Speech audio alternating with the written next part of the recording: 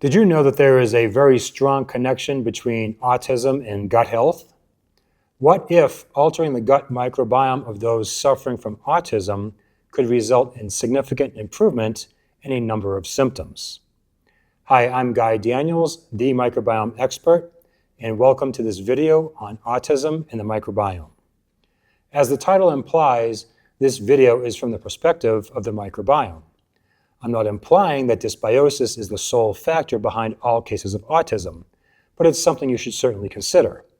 And to kick things off, we'll start with a video testimonial from a mother of an autistic child who, by following my protocol, experienced remarkable progress. If you're new, be sure to subscribe to my YouTube channel and also follow me on Instagram and Facebook as The Microbiome Expert.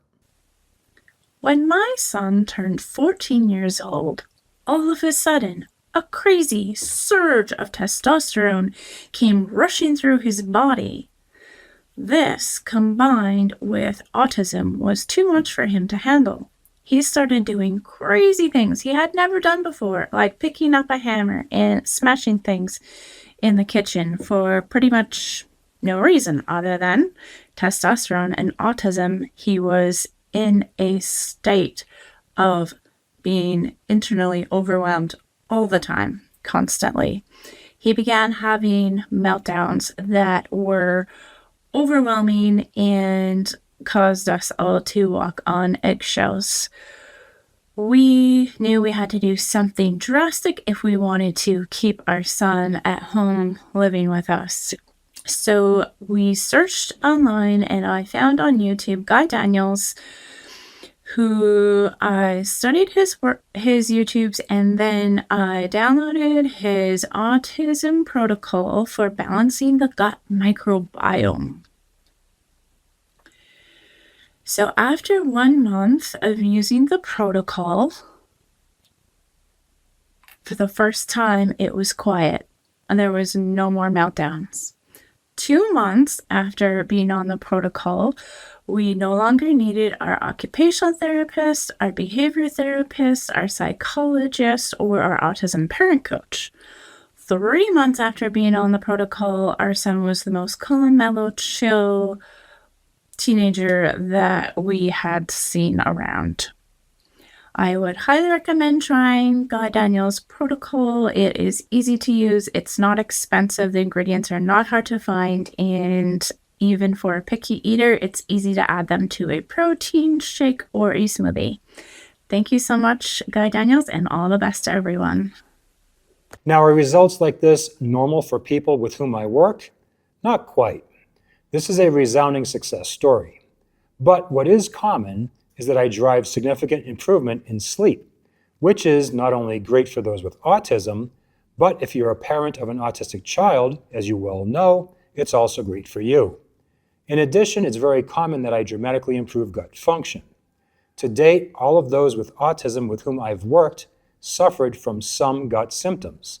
And depending on the study and how gut problems are defined, most data shows that the majority have gut problems, highlighting the connection of the gut to brain health, which will be the focus of this video. And with that connection, I also commonly see anywhere from some behavioral improvement all the way up to the video you just saw. This paper talks about the connection between gut health and autism. You're welcome to download and read it along with any other paper I cite in this or any of my other videos. They mention things like how gut problems are common. They talk about how an altered microbiome, gut permeability, and permeability in the blood-brain barrier all lead to brain inflammation at the root of behavioral issues.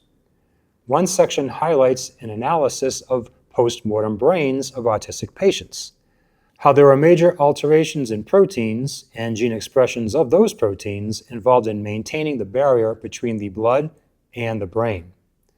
So, to put it simply, and this applies to dementia, Parkinson's, anxiety, and depression as well, see those videos, when the gut microbiome is dysbiotic, the bad guys are in charge. There is gut permeability, which means whole or parts of bacteria will leak out more than normal from the gut into the blood, cross into the brain, where they will drive a chronic inflammatory response. So how does one become dysbiotic? In adults, the two most important factors are antibiotics and diet. In newborns, as you can see in the text box, they mention C-section deliveries, a lack of breastfeeding, and antibiotics. Let's briefly touch on delivery and breastfeeding. For much more on this, see my in-depth educational video on this topic here.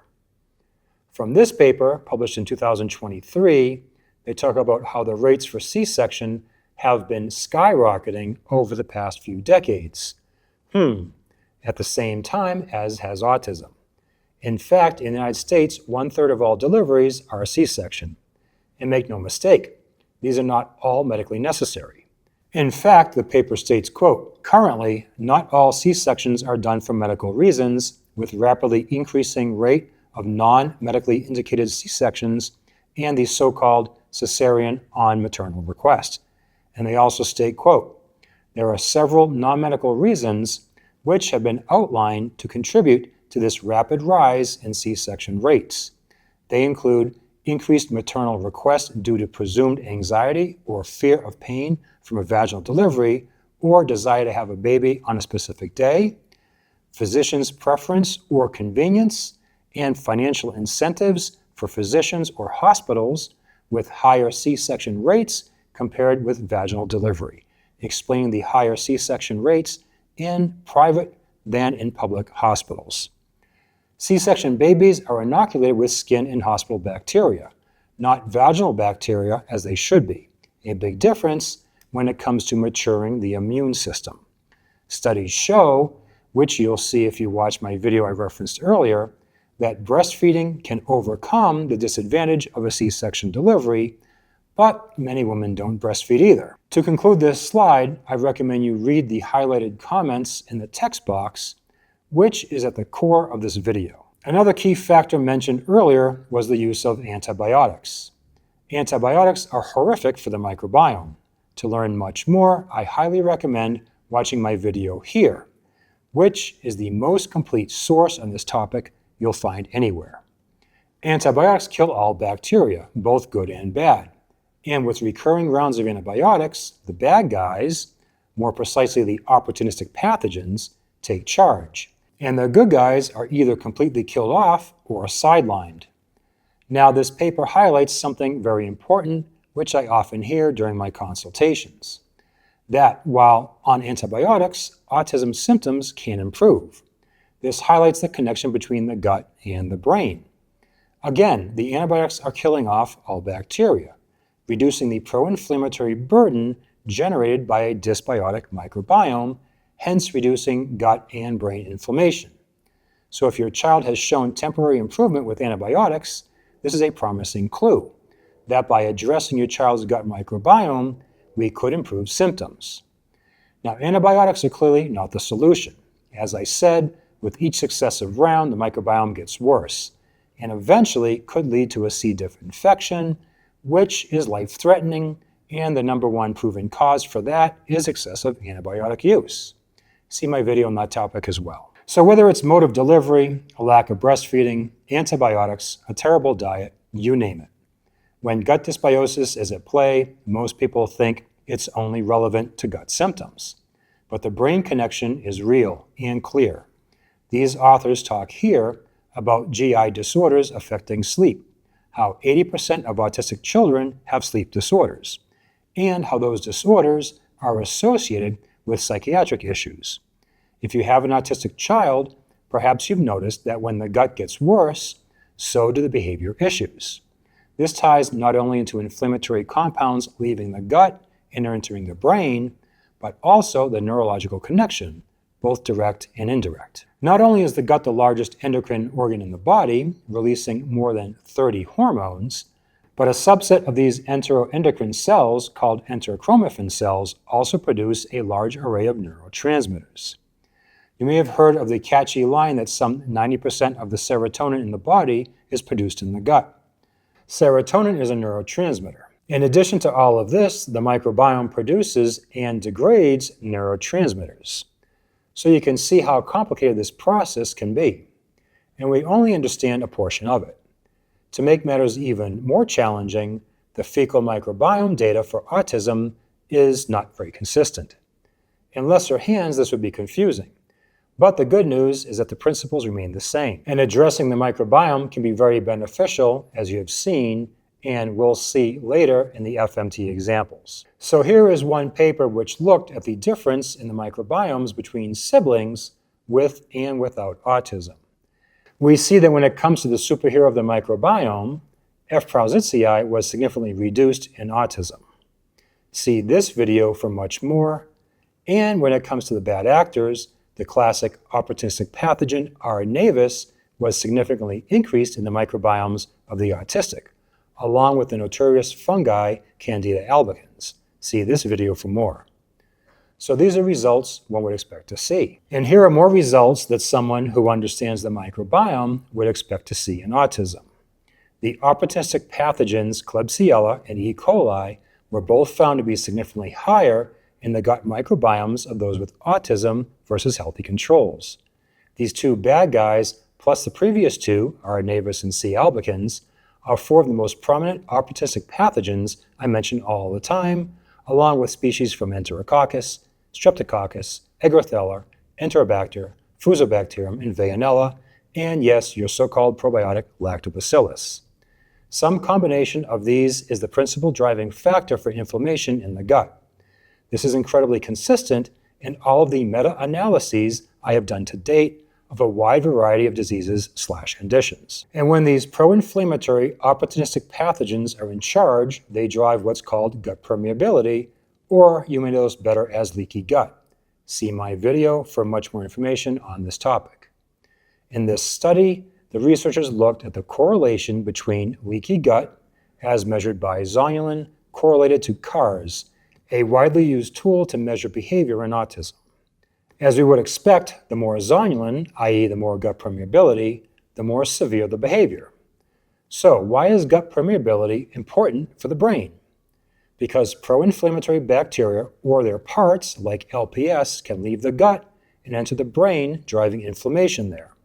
And if you read the quote, you will see how the authors talk about how the barrier that protects the brain has the same features as the barrier that maintains the gut, and that excess zonulin from the gut, which is generated by gut inflammation, can make its way to the brain and have the same effect there, increasing brain permeability, which allows whole or parts of bacteria to enter the brain. I hope you're enjoying the video so far.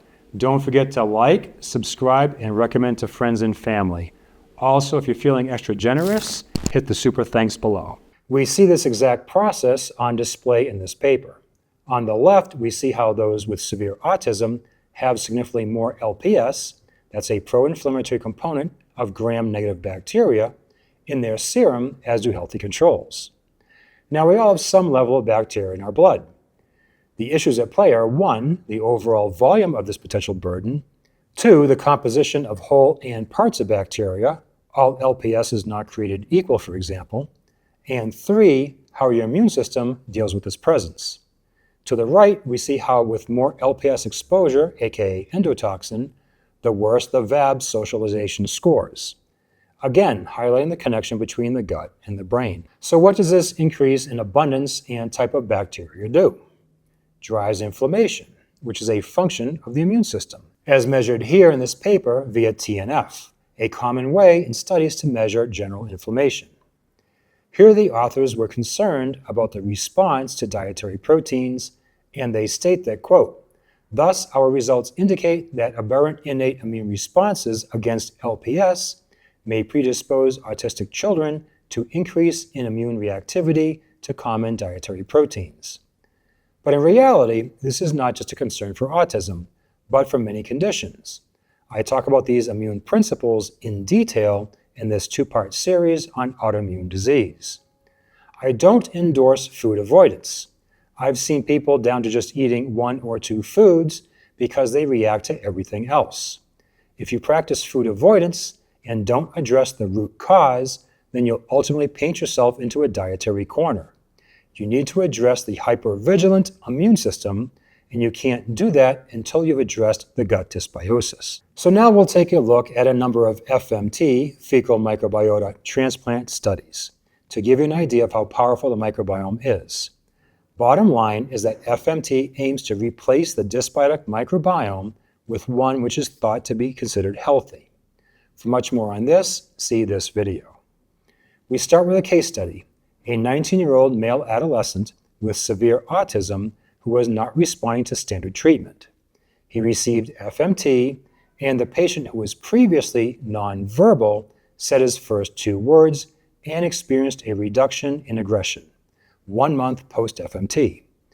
This poor kid had a horrific microbiome. Within the red circle is his baseline microbiome. You almost never see a microbiome dominated by 3 species like this.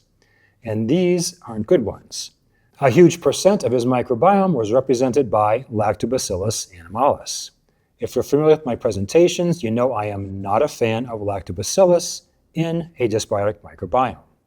In second place, occupying way too much real estate, is E. coli, which we talked about earlier. And rounding out this disaster of 82% of the microbiome is Klebsiella pneumoniae, which we also highlighted. You can see the drastic changes in color after FMT, representing huge shifts in the microbiome to be more representative of the donor. Let's take a look at another case study. I'm doing this to show you that there can be large differences in the microbiomes, but the principles are the same. Too many bad guys promoting inflammation and too few good guys who have been killed or sidelined, or as in the case of a C-section baby who was not breastfed, maybe never there to begin with. For this child, after 5 rounds of FMT, clinical core symptoms of autism and gastrointestinal symptoms were significantly improved. In the figure, we see the donor's microbiome. Next to it, we see the patient's original microbiome, which looks very different from that of the donor. The color differences that are the easiest to see are as follows. The donor has lots of pink, which signifies Bacteroides, which is commonly the number 1 genus, while the patient has virtually none. The lavender color signifies Bifidobacterium, found in many probiotics, occupying the number 1 position in the patient's microbiome. So why would we want to add more Bifidobacterium here? And then there is the bluish color, which occupies a lot of real estate in the patient, the genus Streptococcus, which contains many opportunistic pathogens. Now the last column is the patient's new microbiome. As you can see, it's very different and more resembles that of the donor than the original. Please read the text box for more insight. We now leave case studies and move to trials. In this 2025 paper, the average autism microbiome contains significantly more species from the family Enterobacteriaceae, which I always say is the last family you want a high abundance of. It contains a number of opportunistic pathogens to include 3 of the ones I mentioned earlier, E. coli and the genera Klebsiella and Enterobacter. While on the flip side, the average microbiome of the healthy controls contains significantly more classic health promoters, such as F. prausnitzii, Subdoli granulum, and Agathobacter, which is a new genus name for the great species, E. rectale, a prolific butyrate producer. The authors state, quote, "The intervention resulted in notable improvements in core behavioral symptoms, as evidenced by a 14.6% reduction in CARS scores and a marked alleviation of gastrointestinal comorbidities in children with autism." This 2017 study was part 1 of a landmark study for which the FDA granted Fast Track status in 2019 for the use of FMT for autism, indicating that it is a promising therapy. You can see the study design in Figure 1. There are many ways FMT, they call it MTT here, is administered, something I discuss in my FMT video. They state, quote, "The gastrointestinal symptoms rating scale revealed an approximately 80% reduction of GI symptoms at the end of treatment, including significant improvements in symptoms of constipation, diarrhea, indigestion, and abdominal pain. Improvements persisted for 8 weeks after treatment." Similarly, clinical assessments show that behavioral autism symptoms improved significantly and remained improved 8 weeks after treatment ended. And here is part 2, where they extended the observation in the same group from 8 weeks to 2 years. As you can see here, the CARS score continued to improve. However, here, the gut symptoms began to rebound a little. And in C, you can see the correlation between gut symptoms and behavior, something we've established before. And here, 83% of participants were initially rated in the severe autism diagnosis. But at the 2-year follow-up, only 17% were rated as severe, and 44% of participants were below the autism diagnostic cutoff scores. And lastly, in B, the percent with a clinical diagnosis of autism, in red, gradually dropped, while those considered normal, blue, gradually rose. There are other studies as well, but you get the idea. Many of the parents with whom I work have already tried FMT for their autistic child, often to no avail. Like I said, there are large differences in methodology. The new microbiome needs to be properly supported. And all don't respond. I don't do FMT. What I do is significantly change the microbiome by feeding the good bacteria who have been sidelined, so they can in turn take control of the microbiome. I don't focus on bug killing either or radical diets. These don't work long term. I don't use probiotics or fermented foods. These are bad ideas in those who are already dysbiotic. I have plenty of videos on these topics. What I do is use properly blended and dosed prebiotics designed to the needs of the individual to support the imbalances in the gut microbiome. In addition, I use some ancillary supplements as well, like PEA, palmitoyl ethanolamide. It's a complex name for a complex molecule. I invite you to watch this video to learn much more. In this paper here, in the text box, the authors talk about the connection between brain inflammation and autism. PEA is a unique anti-inflammatory compound. They highlight 2 case studies where the use of PEA results in significant improvement in autism patients. This is but a part of the equation. On its own, PEA is only addressing symptoms. You have to get to the root cause. And lastly, in this vitamin A paper, the authors reference a previous study where 80% of autistic children were found to have vitamin A deficiency. And this finding was confirmed in the new paper, as seen in Figure 1, where those with autism had significantly lower serum retinol levels as compared to healthy controls. To learn much more about the much maligned and feared vitamin A, I invite you to watch this video.